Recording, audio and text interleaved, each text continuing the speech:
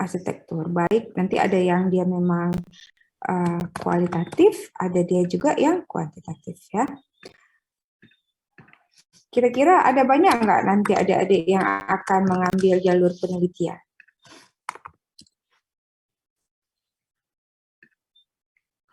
Kalau Tiwi ambil apa Tiwi? Perancangan apa penelitian? Perancangan, Bu. Soalnya udah ambil MK atas juga yang perancangan. Oke.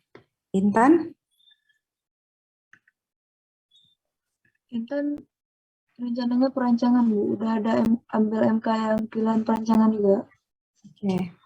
Bila, Salsabila? Perancangan juga, Bu. Oke. Zul?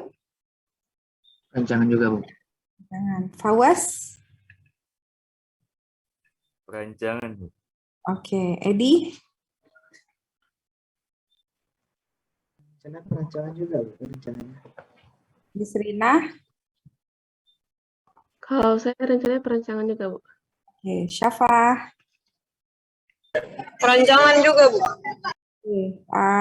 Zakiul Fuad? Rencananya perancangan juga, Bu. Nur Afrah? Perancangan juga, Bu. Dani? Dani ambil apa, Dani? Ini penelitian baru satu orang ya. Syafira? Penelitian juga. Syafira penelitian. Farhan? Saya perancangan, Bu. Oke. Reza? Saya penelitian. Oke, ada 3 ya. Cutnya? Panggilnya apa Cutnya? Panggilnya Cutnya atau Cut atau siapa panggilnya? Boleh panggil Cutnya, boleh panggil Faila, Ibu. Oh, Faila, iya. Apa panggilnya mau apa? Insya Allah perancangan, Bu. Ya. Oh, perancangan.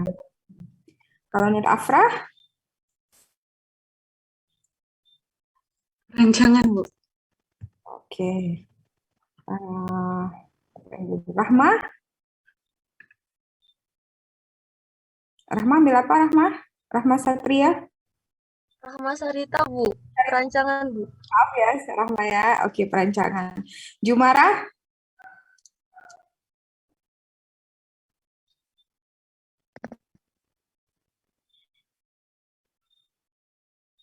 Ambil apa, Dek? Jumara ambil apa?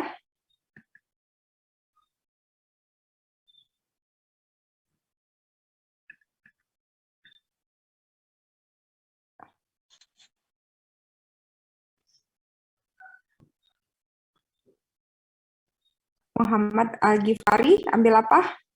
Perancangan apa penelitian? Perancangan, Bu. Oke. Ada nggak yang masih udah masuk tapi belum ditanya ya? Jumara ambil apa, Jumara? Perancangan, Bu. Oke. Ya, Masya Allah ya, dari kita ada 19 orang, cuma 4 orang nanti yang akan melanjutkan penelitian. Nah, jadi makanya berarti ini penting kuliah kita hari ini ya. Karena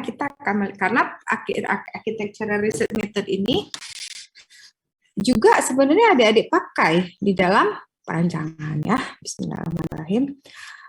Jadi ini kayak berapa ya? Kalau 4 dari 19 mungkin 20% awal 10%-nya cuma apa 20%-nya nggak sampai ya 10%-nya yang mungkin ya 20% ada ya 20%-nya yang akan melanjutkan ke penelitian. Nah, jadi simak baik-baik ya berarti kuliah kita hari ini terutama nih yang mau ngambil perancangan. Nah, jadi architecture research ini sebenarnya bukan hal baru gitu. Dia udah terjadi atau sudah banyak dilakukan di dalam sepanjang sejarah arsitektur. Nah, jadi the development of particular structural forms of building material over the century is the outcome of trial and error. Gitu ya. Jadi apa yang bentar ya, saya coba ganti ini dulu ya.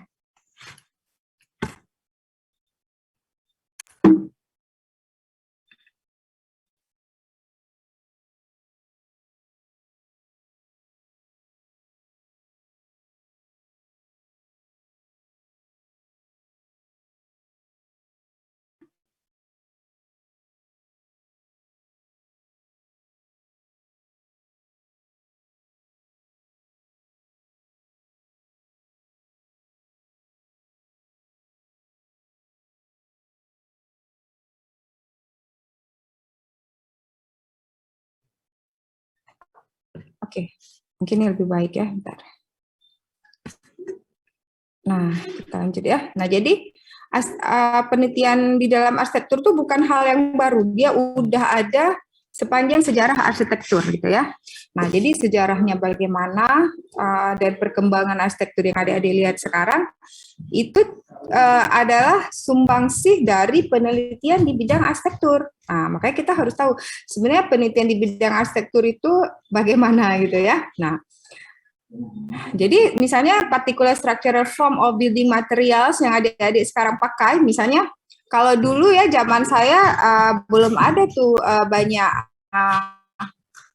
saya kuliah 97 ya, berarti berapa tahun yang lalu, 20 tahun yang lalu kurang lebih, itu misalnya kita mau mendesain bangunan yang misalnya kayak pakai membran, nah itu belum terlalu populer waktu itu, dan bahkan teknologinya masih sangat terbatas. Nah sekarang dengan perkembangan teknologi struktur, materialnya, nah ini menciptakan atau memberikan kesempatan kepada kita untuk berkreasi lebih banyak gitu kan, karena ada perkembangan ini. Nah jadi kalau kita lihat apa yang kita nikmati sekarang, sebenarnya yang kita pakai di dalam desain ini juga sebenarnya adalah dari perjalanan panjang riset-riset di bidang arsitektur gitu ya, baik di bidang olah fungsi, olah bentuk bisa struktur, material, artnya. Nah itu semua adalah proses dari sebuah penelitian gitu ya. Bagaimana penelitiannya? Try and error, experimentation. Nah jadi orang-orang itu mencoba untuk mencoba, kemudian ada yang berhasil, ada yang gagal, coba lagi gitu ya.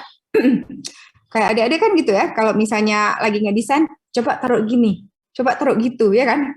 Ini nggak cocok, ini pindah ke sana. Nah, itu try and error. Sebenarnya yang adik-adik lakukan dalam proses perancangan itu sendiri juga adalah sebuah proses research ya. Sebuah proses, nanti kita lihat bagaimana porsi research di dalam sebuah perancangan arsitektur dan bagaimana porsi perancangan ya. Nah, jadi kita akan lihat nanti sepanjang kita kuliah ya, ada di dalam adik-adik yang memang tadi memilih untuk melakukan research, perancangan, sebenarnya juga doing research ya. Walaupun porsinya tidak sebesar adik-adik yang tadi berapa 4 orang ya, nggak salah saya di kelas kita, yang akan melanjutkan dengan penelitian gitu ya. Nah, kemudian systematic observation. Nah, ini juga merupakan hal yang berkontribusi pada penciptaan di dalam arsitektur. Adik-adik ada disuruh kan observasi kalau sebelum merancang. Kalau sebelum pandemi ya, kita kalau adik-adik SPA 1 tuh dulu kita misalnya minta mereka merancang satu tempat, kita minta mereka pergi amati pola gerak dan memetakan semuanya gitu ya. Nah, kemudian application of site building principle to other building projects. Nah, ini adik-adik lakukan dengan belajar studi kasus. Iya kan? Adik-adik kan belajar studi kasus, lihat kan? Ini gimana desainnya, itu gimana? Terus kemudian dia pakai struktur apa, dia aplikasikan struktur itu bagaimana. Nah, ini merupakan satu prinsip-prinsip bangunan atau prinsip-prinsip membangun yang adik-adik pinjam satu bangunan tertentu kepada bangunan yang lain, gitu ya.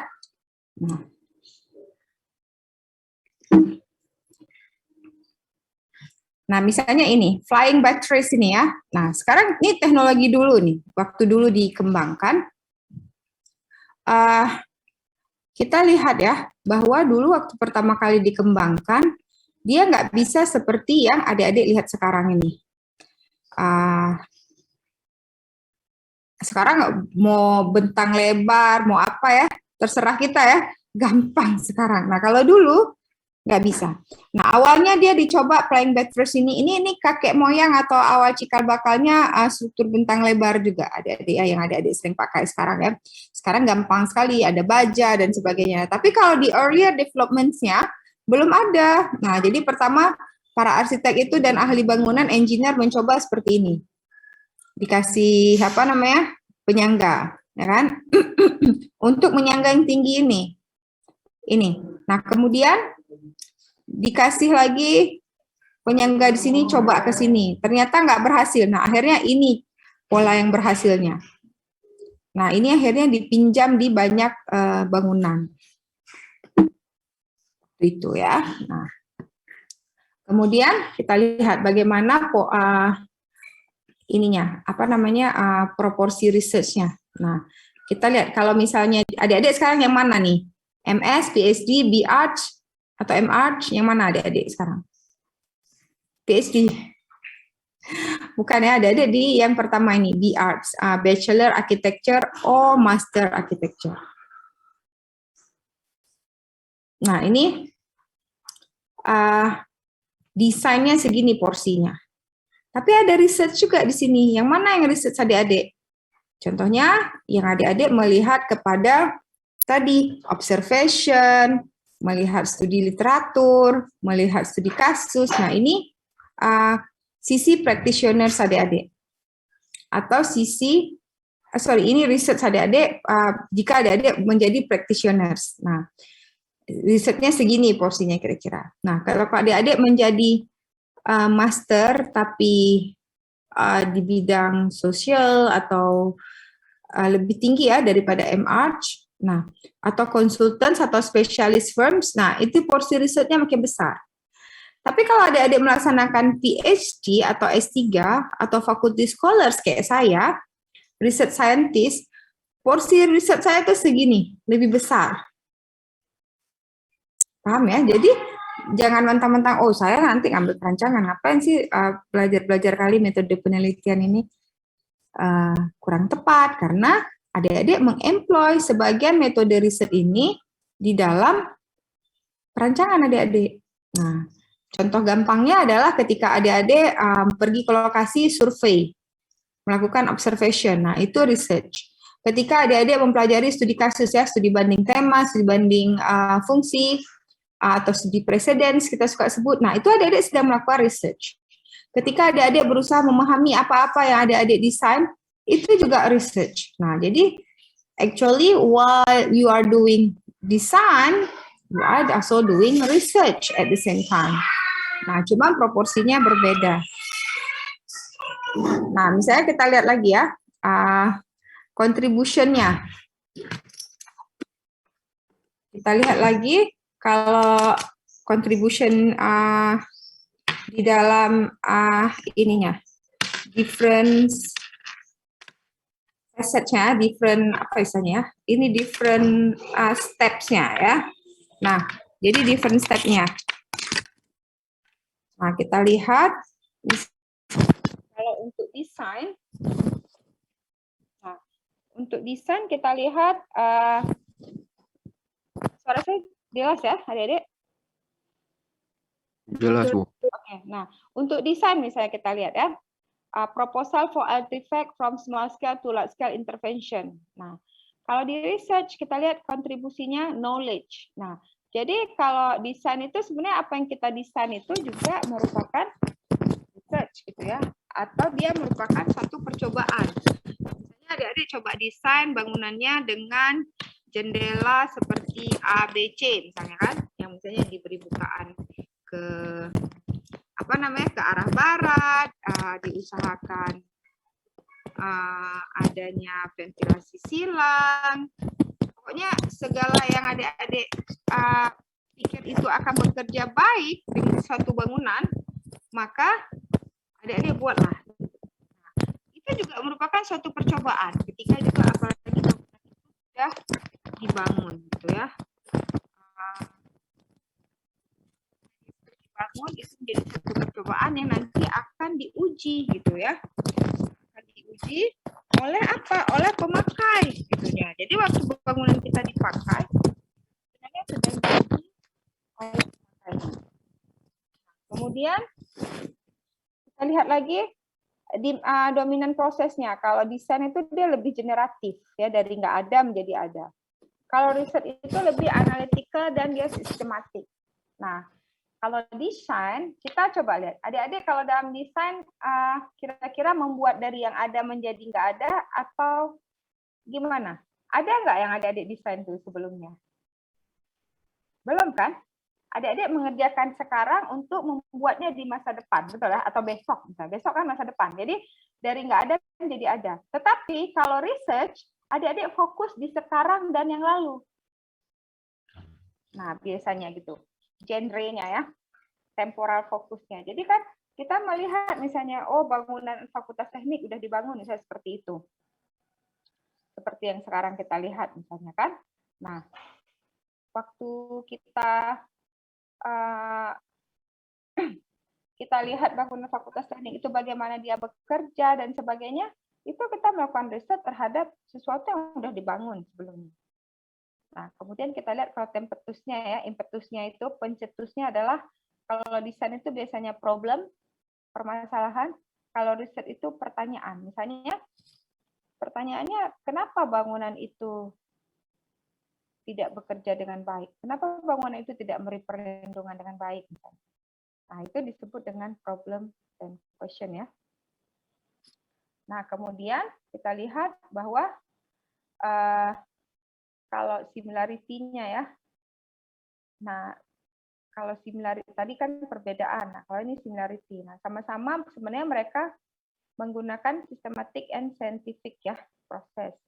Nah terus abductive, induktif, deduktif juga ada. Jadi mulai dari induktifnya berarti mulai dari literatur kemudian buat atau dari buat ke literatur gitu ya, dari karya dari lapangan ke literatur, literatur ke lapangan. Kemudian dia multiple generator, kemudian dia lebih ke makro mikro, dia kalau dia riset big small gitu ya. Kalau social contact-nya situated in the practice, kalau research itu di research gitu ya. Nah, kemudian question-nya lebih ontologi. Nah, kalau dia kuantitatif ya reality gitu ya. Kalau epidemiologinya researcher itu independen kalau kuantitatif, kalau kualitatif enggak. Nah, metodologinya kalau kuantitatif deduktif, kalau kualitatif induktif. Nah, ini yang paling banyak dipakai ya di dalam architectural research. Historical research. Kemudian kualitatif, di kualitatif dalam arti dia ini memang bagian dari kualitatif, tapi dia lebih spesifik kualitatif yang di architecture. Nah, kemudian dia correlational research, dan kemudian dia experimental and quasi eksperimen, kemudian dia simulation research, melakukan simulasi, kemudian dia logical argumentation, dan terakhir dia case study ya. Nah, ada 7 gitu ya. Ini saya langsung ambil dari chapter-chapternya bukunya David Wang dan Linda Groth ya. Nah, historical research itu apa? Nah, the nature of historical research strategy which typically draws upon evidence derived from archival and artifactual. Nah, jadi data-data kita diambil dari arsip atau artefak. Jadi kenapa gitu? Karena fokus penelitian kita lebih banyak di masa lalu. Nah, sebenarnya kalau adik-adik yang mendesain sesuatu kawasan cagar budaya misalnya, atau mendesain kawasan tua. Nah, itu adik-adik juga akan melakukan historical research. Adik-adik akan melihat pada dokumen-dokumen masa lalu tentang kota tersebut. Ya. Nah, misalnya ini bagaimana seorang arsitek bisa mengetahui ini ya komposisi rumah-rumah di Brazil, garis-garisnya. Nah, dia pelajari gitu. Nah, kekuatan dari historical research ini dia lebih kepada dia bisa mendokumentasikan ya, dia bisa kita ketahui apa yang ada di belakang gitu ya. Nah, kemudian dia lebih kepada mempelajari apa-apa yang sudah ada, dan dia biasanya dapat menjelaskan kenapa hal itu bisa terjadi gitu ya, hal yang lama itu bisa terjadi. Nah, kemudian kelemahannya bisa terjadi interpretatif ya, terlalu peneliti itu terlalu memakai perasaannya sendiri. Gitu. Nah itu bisa kemungkinan. Nah itu makanya harus dihilangkan. Gitu ya. Nah kemudian ini ya, multiple history of any topic probably need for a full board account. Jadi multiple history itu perlu beberapa account, beberapa hak, beberapa mata atau beberapa orang mungkin yang menginterpretasikan supaya dia lebih valid gitu ya. Terus dilihat yang mana yang paling valid, mungkin yang mana yang paling banyak diinterpretasikan, mungkin itu salah satu caranya. Nah, kemudian qualitative research. Nah, dia mirip dengan historical research strategi. Jadi untuk mengerti setting dan fenomena in holistic and full-bodied way. Jadi kita untuk memahami fenomena yang ada secara holistik dan full-bodied way. Nah, jadi kalau historical research itu kan mencari ya, seek to discover through archival and artifactual material from the past. Jadi kata kuncinya history itu yang kita cari atau yang kita ingin tahu adalah masa lalu dari arsip dan artefak. Nah, kalau kualitatif, dia lebih kepada social and cultural circumstances that are contemporaneous. Jadi yang sekarang. Nah, jadi kalau mau misalnya kayak adik-adik, misalnya belajar studi kasus dan sebagainya, itu sebenarnya juga masuk qualitative research ya. Nah, ini misalnya ya, contoh qualitative research, kalau dia history, dia akan menjelaskan siapa anak-anak perempuan ini, dia melakukan apa, sejarahnya apa dia, gitu. Apakah dia seorang tokoh. Nah, tapi kalau kita melakukan qualitative research, analisis kita akan gambar ini ada sumber data ya di dalam penelitian arsitektur. Kalau yang history akan mengetahui apa sejarah rumah ini, apa sejarah anak perempuan ini, dan apa pentingnya benda-benda ini bagi sejarah yang sedang kita ceritakan. Nah, tapi kalau kita melakukan kualitatif, pengamatan kita akan melihat bagaimana semua ini bekerja membentuk sosial budaya si anak ini. Oh, berarti kalau kita dengan perspektif kualitatif, kita akan melihat, oh di zaman itu sudah ada mobil, dan sudah ada heater. Nah, jadi sudah ada teknologi misalnya. Nah, dan bagaimana teknologi ini akhirnya membentuk sosial budaya. Nah, itu jadi bedanya di situ ya. Nah, mungkin ini beberapa taktik ya yang bisa kita lakukan kalau kualitatif. Interview yang kita udah tahu kemarin, observation, artifact and sites. Nah, jadi juga kita pelajari artikel dokumen. Nah, jadi fungsi interview di historical research bisa aja interview, tapi interviewnya untuk mengetahui sejarah ya, membangun teknologi. Kalau di dalam kualitatif mengetahui perspektif. Nah, situ bedanya ya. Kemudian kekuatannya tentu dia sangat kaya akan data, sangat fleksibel, dan sangat sensitif untuk mengetahui makna dan proses ya. Sementara kekurangannya banyak sekali datanya, seperti kita lihat kemarin ya. Ada rekaman radio, video, interview, dan lain-lain. Dan dia tidak ada tahapan khusus, ya, view, get lines, or step, kita udah lihat kemarin ya. Dan kemudian bisa orang positivism, orang yang terlalu fokus kepada penelitian kuantitatif bisa saja meragukan ini gitu ya. Nah, kemudian yang ketiga kita lihat correlational research. Nah, apa tuh correlational research? Jadi correlational research itu adalah the signature characteristic of the research design is that jadi dia lebih kepada specific atau specified variable of interest are observed or measured. Jadi ada beberapa variabel yang kita amati gitu. Misalnya apa pengaruh desain studio yang seperti ini dengan kemampuan mahasiswa menghasilkan gambar-gambar atau desain yang bagus misalnya. Nah, jadi kita ada variabel spesifik yang akan kita lihat. Variabelnya apa? Mahasiswa yang menghasilkan gambar-gambar dan studio. Nah, kemudian correlational research ini hampir sama dia dengan kualitatif, tapi nah yang saya garis merah itu naturally occurring circumstances, but it makes use of more quantitative data. Jadi correlational ini biasanya pakai statistik, menjelaskan relationship, sebab akibat gitu ya. Oh, dengan desain ruangan seperti ini akibatnya nggak banyak orang yang bisa menghasilkan gambar yang bagus misalnya. Contohnya. Nah, ini contohnya ya. Nah, kemudian ini kita bisa skip. Kita lanjut ke experimental research. Nah, apa sih experimental research itu? Jadi dia lebih desain yang the most completely codified in the research methods ya. Jadi dia eksperimental ini kayak tadi ya, kita mengetahui sebab akibat tapi dengan melakukan percobaan, kira-kira gitulah. Nah, jadi dia sangat empirik ya. Jadi dia sangat proses manipulation-nya. Misalnya ketika kita mau mengukur kenyamanan termal suatu ruangan, kita buka kaca dengan lebar 100 meter, kita ukur. Kan pas tuh ya, 100 meter kaca, suhu 28 misalnya. Terus kita buka lagi menjadi 200, suhu misalnya menurun 25. Nah, precise dia. Dia juga melihat korasional, tapi dia variabelnya lebih terukur. Gitu. Nah, misalnya kalau contoh lain adalah ini. Bagaimana kita mengukur misalnya scale mock-up ya.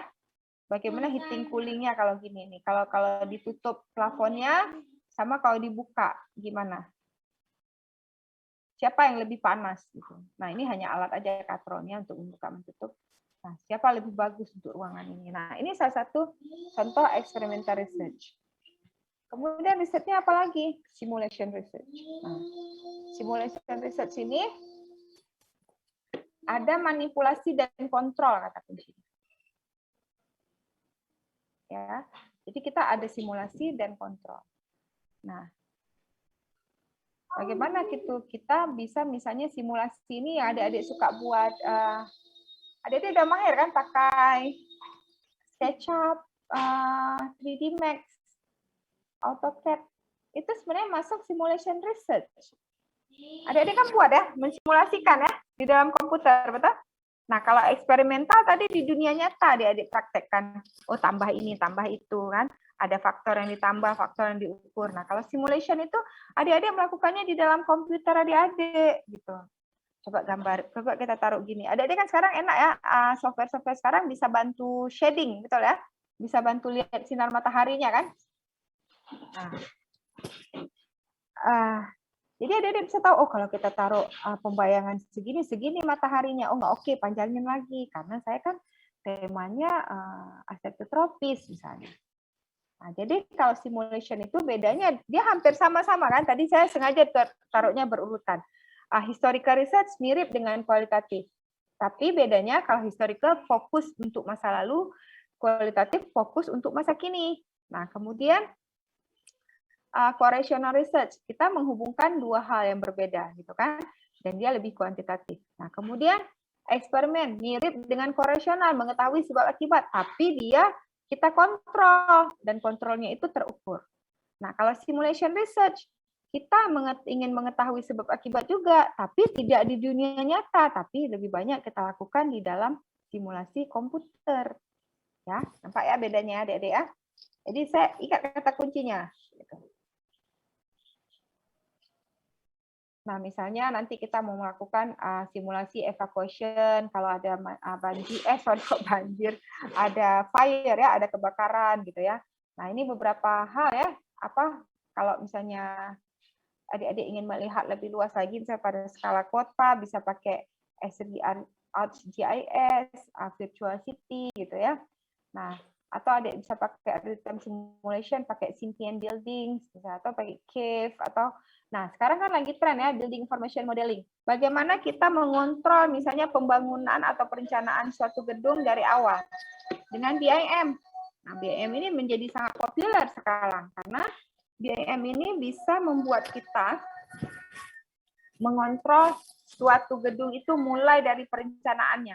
Jadi dari perencanaannya sampai pengerjaannya, kemudian saat bangunan itu dipakai, kalau kita punya BIM itu akan sangat mudah maintenance-nya. Misalnya nanti bocor di sini, kita tahu karena kita punya BIM-nya. Nah, bahkan sekarang kalau walaupun aplikasi yang sangat terbatas, sekarang ada aplikasi yang kita bisa mengontrol agar bangunan itu kita bisa ukur suhunya berapa. Jadi kita nggak perlu ada di dalam bangunan itu, kita mengontrol. Misalnya saya ada di biro rektor, saya mengontrol semua AC, semua sirkulasi udara dan sebagainya ada di Fakultas Teknik dengan kemampuan teknologi. Nah, itu menggunakan bantuan Building Information Modeling ya. Apa tadi berarti kita pakai simulation ya. Nah, kemudian yang selanjutnya adalah logical argumentation.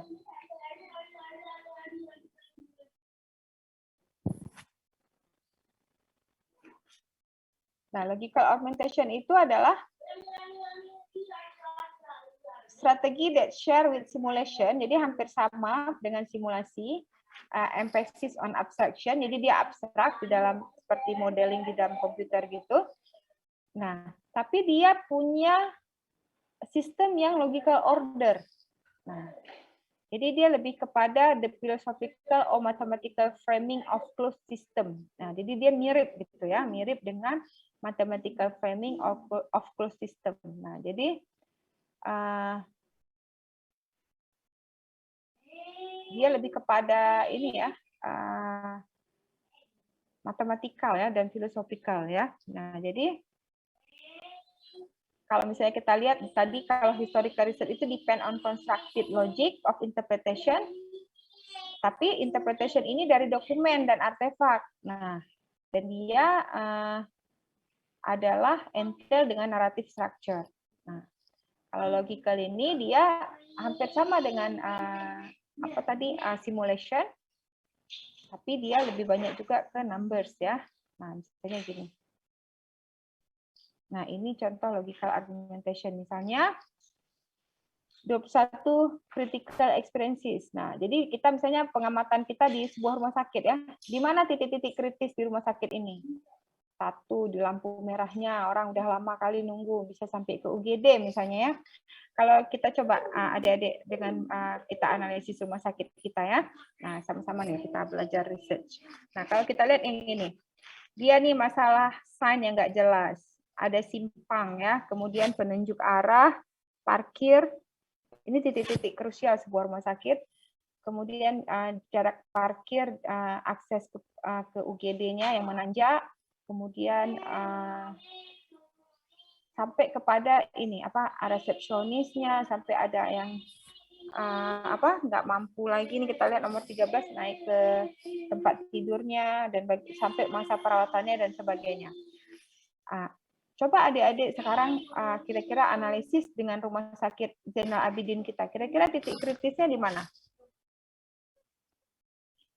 Nah, ini contoh kita melakukan logical argumentation. Jadi kita melihat secara matematis ya, kita perhitungkan bisa titik 1, 2, 3, 4, 5 itu yang adalah yang paling kritis. Kalau rumah sakit kita di mana yang paling kritisnya?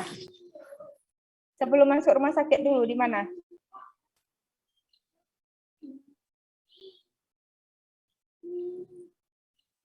Ada yang tahu nggak adik-adik? Di jalan, Bu. Di jalan, ya Farhan. Pertama kali kalau arahnya dari Jambotape, simpang Jambotape itu ya, tantangan kali ya. Nah, berarti satu, kita ada intersection yang sangat sibuk ya, dekat rumah sakit di Jambotape. Kemudian U-turn. Nah, masuk ke rumah sakit ada U-turn, susah nggak? Mobilnya muter dulu, tunggu ada yang berhenti dulu ya. Nah, akhirnya itu menjadi nomor 2 vertikalnya. Nah, kemudian berikutnya adalah para pedagang ya, yang ada di sekitarnya misalnya. Nah, itu menjadi critical experiences kalau kita menuju rumah sakit umum Zainal Abidin. Nah, langsung kita nanti mengakses ke dalam jalur masuk, pintu yang berpalang, kalau nggak dibuka bagaimana gitu kan. Nah, kemudian ketika menurunkan pasien di UGD, orang harus memutar lagi untuk parkir mobilnya di belakang. Nah, itu akhirnya menciptakan satu critical experiences. Nah, itu kan kita harus menghitung waktu di situ kan. Nah, waktu kita mensimulasi dengan komputer, berapa menit nih orang dari misalnya Lamtemen bisa sampai dengan selamat dan tertolong di Rumah Sakit Zainal Abidin misalnya. Kita hitung ini. Nah, dia jadi pertemuan simulasi dan koresional ya. kalau apa namanya, kalau logical argumentation. Jadi kita memberikan lebih kepada argumen-argumen yang matematis ya, bahwa misalnya akhirnya karena ada 10 titik kritikal ini orang nggak bisa ditolong gitu. Nah, ini menjadi masukan dalam desain kita. Besok-besok kalau saya desain rumah sakit, lokasinya harus dicari yang tidak banyak sekali problem seperti ini misalnya. Kalau rumah sakit kita kan udah kadung ada di situ ya. Dan pemerintah juga kurang aware membuat mungkin sirkulasi dan sebagainya, sirkulasi kota dan sebagainya, atau akses menuju rumah sakit dalam skala kota yang lebih komprehensif. Nah, misalnya contoh lain lagi adalah ketika dia menggambar ini simulasi. Nah, ini dia perhitungkan lebih secara matematis ya. Misalnya ada secondary skin, ada site, ada structure-nya gitu ya. Jadi dia mencoba kalau ini dipindah ke sini, ini dipindah ke sana, apa yang terjadi pada bangunan ini. Tapi dia di dalam komputer.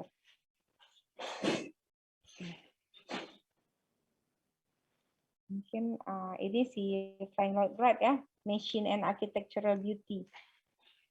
Dia pakai, kalau si ini berarti kan kalau kita baca teori ini, dia pakai pendekatan logical argumentation ya, si Frank Lloyd Wright ini. Machine and Architectural Beauty ya. Suka dengar kan? Kalau Frank itu dia lebih ke Machine and Architectural Beauty, Le Corbusier juga demikian ya. Nah, ini yang terakhir adalah case study and combined strategies. Nah, both mixed research and case studies are at the core of this cylinder. Although both are ubiquitous and research strategies in architecture, they are of necessities lies in our sequences. To employ these developing strategies to good purpose require a working knowledge of the many strategies. Nah, jadi sebenarnya kalau adik-adik pakai metode case study, adik-adik sebenarnya sedang employ semua strategi. Ya, mulai dari tadi kualitatif bisa jadi, ada historical, ada apa, dan semua yang udah adik-adik pelajari yang 6 tadi, sampai correlational research, bisa jadi adik-adik pakai di dalam mempelajari case study. Namun yang membedakannya, kalau di case study itu contohnya mungkin ketika adik-adik udah sangat spesifik, mendesain itu khusus di satu tempat tertentu dengan konteks tertentu. Nah, atau melakukan riset tertentu dengan case study tertentu. Misalnya, kalau bagi adik-adik yang riset ya, khusus misalnya melihat bagaimana bangunan di Fakultas Teknik ini bisa bisa menangkap angin dan menjadikannya sebagai pendingin pasif, misalnya ya. Udah jelas ya case study-nya Fakultas Teknik. Nah, strateginya bisa employ kuantitatif tadi, bisa kualitatif, bisa salah satu dari yang udah kita sebutkan tadi. Atau adik-adik ingin melihat bagaimana ya, misalnya nih pakai kualitatif. Tadi kok kuantitatif, bagaimana angin ya dapat mempengaruhi kenyamanan termalnya misalnya.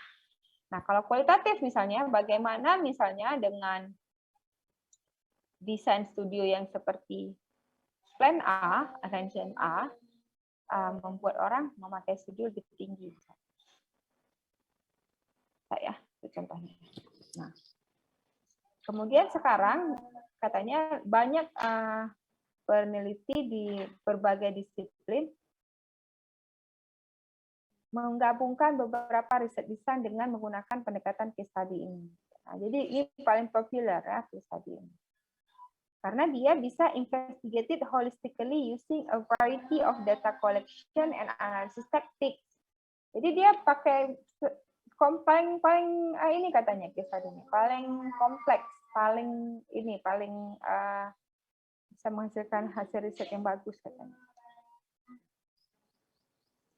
Jadi kalau kita lihat case study ini, ada setidaknya 5 particular karakteristiknya. Pertama, fokus on either single or multiple case. Bisa jadi kita hanya fokus pada 1 atau 2 case di dalam real life context. Nah, jadi misalnya lihat gedung Fakultas Teknik sama gedung MIPA misalnya. Kita bandingkan bisa kenyamanan termalnya. Atau kita bandingkan kedua desain itu dengan keefektivitasan pelayanan misalnya. Nah, atau yang kedua, the capacity to explain causal links. Nah, jadi bagaimana kita bisa jelaskan hubungan sebab akibat. Nah, kemudian yang ketiga, the importance of theory development in the research design phase. Nah, jadi research study ini sangat penting ya kepada pengembangan teori yang akan memberikan masukan kepada nanti desain terutama ya. Nah, kemudian a reliance on multiple sources of evidence with data converging in a triangular fashion. Nah, jadi kita lihat bahwa case study ini dia triangular sih. Jadi ada misalnya ada observasi seperti kita cerita minggu lalu ya, ada interview, ada studi arsip, atau dia ada eksperimental, kemudian dia ada juga melakukan pendekatan yang lain ya, misalnya eksperimental, kemudian ada simulation ya, dan kemudian dia melihat lagi kepada historicalnya misalnya.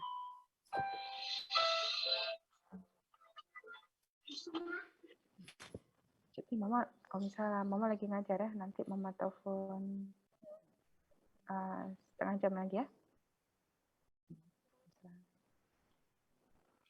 Nah, jadi dia multiple sources ya. Jadi source kita bisa macam-macam. Nah, kemudian ini bagusnya dia punya power atau punya potensi untuk membuat satu teori.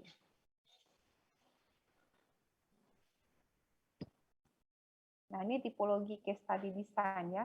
Dia linear analytic, dia lebih tipikal artikel format, dia lebih ada problem statement, literature review, ada metodologi, ada hasilnya. Nah, tujuannya bisa dia explanatory, descriptive, exploratory, jadi masuk semua dia. Kemudian dia chronological, jadi ada narrative sequence-nya. Kemudian dia ada juga yang berupa tipe teori building, yaitu ada sequence of chapter depends on logic of theory development-nya. Nah, jadi kita bisa pilih ya mau case study yang mana yang kita pakai. Dari segi strukturnya itu berbeda-beda dari linear analytical. Kemudian ada yang chronological menjelaskan bagaimana satu hal terjadi, ada teori building untuk membuat satu teori baru. Atau dia end sequence, ya, sequence of chapter itu interchangeable, jadi bisa diubah-ubah gitu ya. Oke. Ada yang mau bertanya, Adik-adik sampai di sini?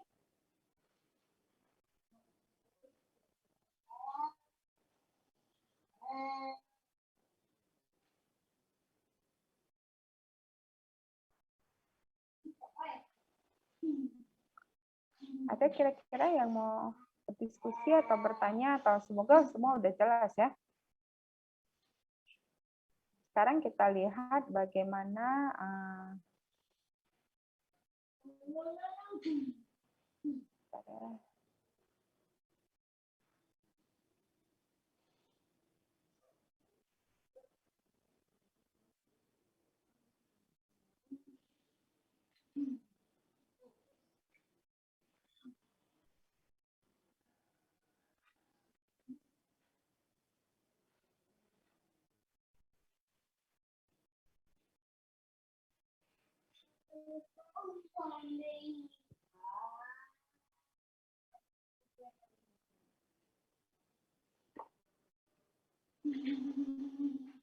Nah, kita lihat bagaimana misalnya dalam satu strategi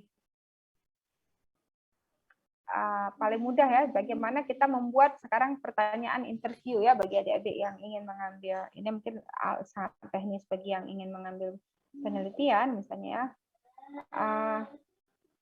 Ini kita udah ada, misalnya udah ada bab teori ya yang kita pelajari dengan dia. Nah, kemudian ada tujuan penelitian. Bagaimana membuat pertanyaan interview. Nah, dari mana pertanyaan interview itu hadir?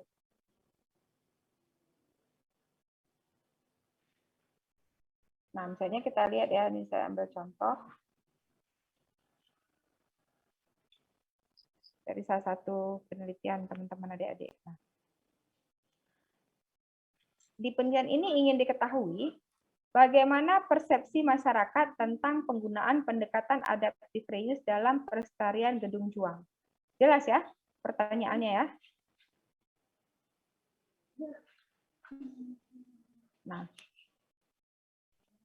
kemudian dia ingin mengetahui persepsi masyarakat tentang pendekatan adaptive reuse. Yang terbayang adik-adik kira-kira teori apa dia yang harus tahu?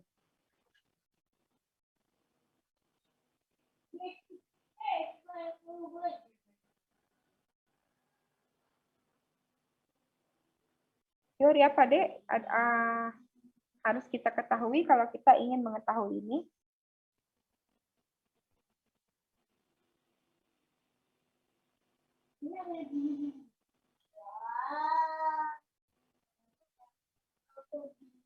Kira-kira teori apa? Ada yang tahu? Teori adaptif reuse-nya, Bu. Ya, bagus Bila. Teori adaptif reuse-nya. Nah, jadi dia harus mengetahui teori adaptif reuse-nya. Oh, sorry. Nah, sekarang kita lihat bagaimana teori adaptif reuse-nya.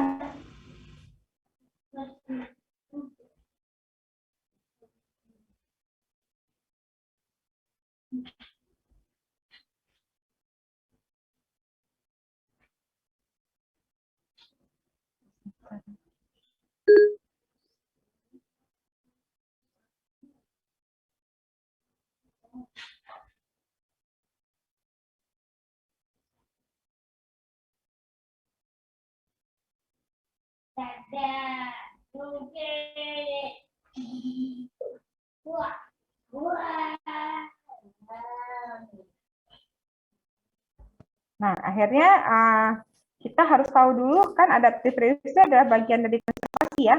Kita tahu dulu apa itu konservasi, ya kan? Nah, konservasi itu apa?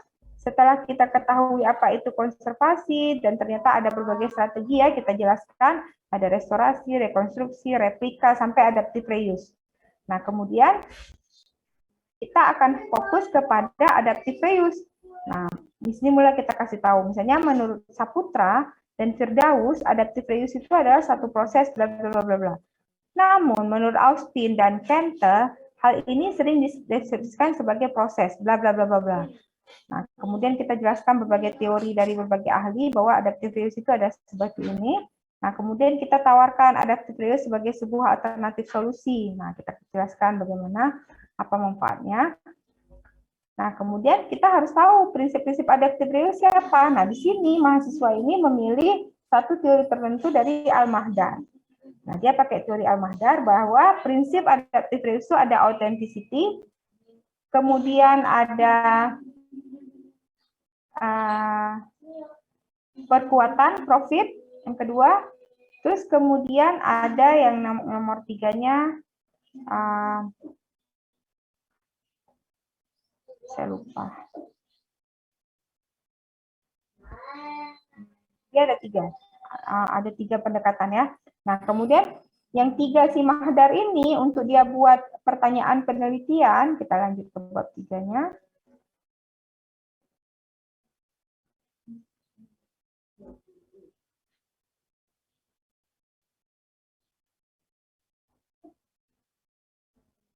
Nah, ke bab tiganya kan ada tiga tadi ya pendekatannya menurut Al-Mahdar.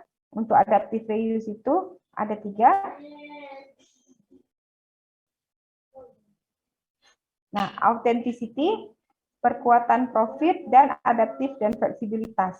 Nah, dari dia mengetahui tiga teori ini, dari sinilah dia merumuskan pertanyaan wawancaranya. Jadi, untuk mengetahui authenticity, perkuatan, dan adaptif dan fleksibilitas ini, dia membuat pertanyaan wawancara, observasi, dan semuanya ini didasarkan pada teori Mahdar ini.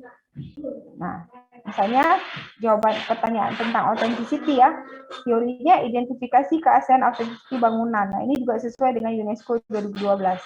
Nah, pertanyaan yang variabel yang dia ketahui adalah bentuk dan desain, bahan dan substansi. Nah, kemudian datanya adalah arsitektur gedung, data histori, data filosofis, arsitektur, dan data nilai bangunan. Cara dia mendapatkan ini dengan observasi pengukuran sketsa. Gitu. Nah, dia langsung membuat seperti ini. Nah, kemudian dari ini kita lihat dia menurunkannya menjadi pertanyaan interview nih, misalnya contohnya ya. Apakah Bapak dan Ibu tahu akan sejarah Gedung Juang ini? Nah, ini pertanyaan authenticity-nya. Bagaimana menurut Bapak dan Ibu mengenai authenticity keaslian pada gedung itu? Ini dia mengetahui tentang authenticity. Kemudian tentang profitnya yang nomor 3. Kemudian yang nomor 4 tentang fleksibilitasnya. Nah, karena dia juga ingin melihat mengetahui desain yang disukai oleh masyarakat, dia juga menanyakan tentang menurut ibu dan bapak museum seperti apa yang cocok yang difungsikan oleh Gedung Juang ini. Jadi museum apa yang cocoknya? Nah, jadi kita lihat di sini ya bagaimana dia menurunkan dari tujuan tadi adaptive reuse, kemudian dia melihat kepada teori adaptive reuse dan dia memilih Al-Mahdar. Kemudian Al-Mahdar ini dia terjemahkan ke dalam variabel interview dan akhirnya dia terjemahkan ke pertanyaan interview.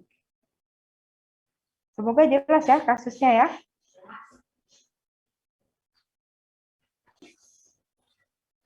Nah, semoga jelas